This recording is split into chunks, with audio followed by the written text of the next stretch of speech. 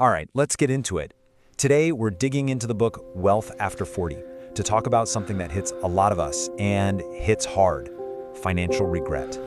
We're going to explore why this feeling is so incredibly heavy and, more importantly, how a mental reset can help you finally put that weight down. You know this question. It kind of starts as a whisper in your 30s, right? A little thought in the back of your mind. But as the years go on, that whisper can get a lot louder. And yeah, after 40, it's not a whisper anymore.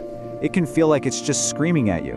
It stops being a thought you have now and then and turns into this constant hum of anxiety that just shadows everything, making you feel totally stuck. That old comfort of, I've got plenty of time, it starts to fade, and the weight of those old choices suddenly feels 10 times heavier. This quote just nails it, doesn't it? Regret gets louder because our perspective changes. You know, a mistake you made in your 20s felt fixable, like you had an infinite runway to make it right. But after 40, those exact same choices can feel way more permanent. So let's figure out exactly why it feels so heavy. So why does this regret feel so crushing? I mean, is it just you? No, not at all. There are some very real psychological reasons it hits so much harder as we get older. So what's actually happening in our heads? Well, first off, time just feels shorter. Later isn't some fuzzy concept way off in the distance anymore. Plus, you can now literally draw a straight line from a decision you made at 25 to where you are today, and seeing that so clearly, it can sting.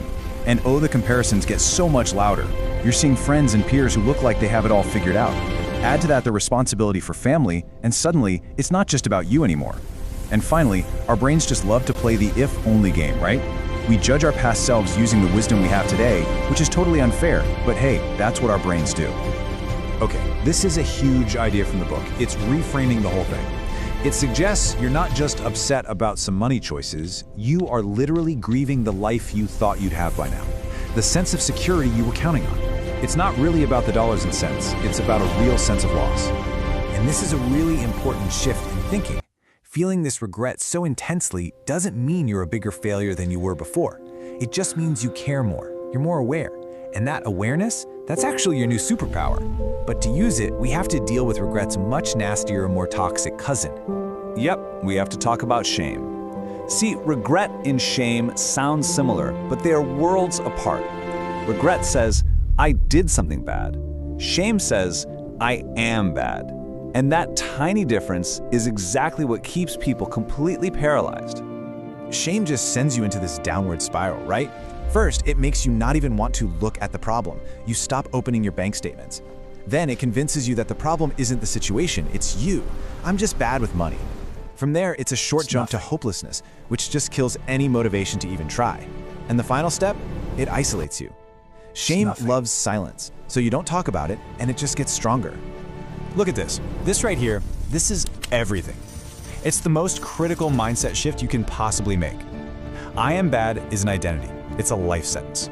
But I made bad choices. That's about actions. And actions can be changed. You can learn from them. One is a prison, the other is just feedback. Okay, so enough about the problem, we get it. Now let's talk about how to fix it. This is where we make the pivot from letting the past define us to actually taking control of the present.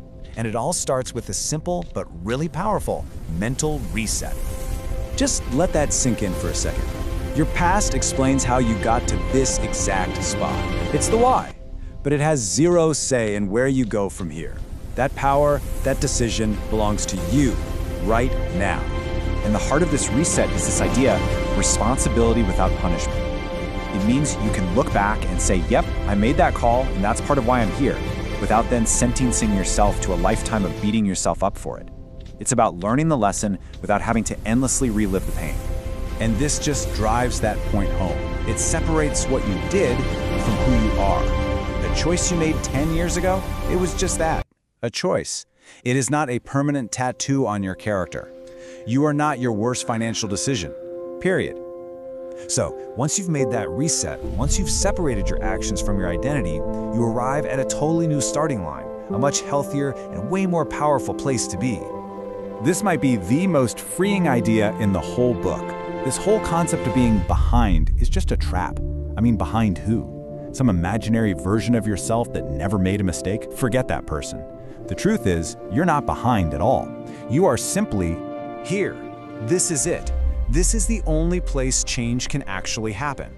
Not in the past, arguing with ghosts of old decisions, and not in the future, worrying about things that haven't happened yet. Right here, right now. Here is your point of power. And let's be super clear. This is not about pretending the past didn't happen. Progress doesn't mean erasing history. It just means you're choosing not to set up camp there. You can visit the past to learn from it, but you don't have to live there anymore. And really, that's what it all boils down to, isn't it? The past can be your teacher. It can give you valuable data on what works and what absolutely doesn't. Or it can be a prison, locking you in that same old cycle of shame and regret. The choice of which one it's going to be, well, that's entirely up to you.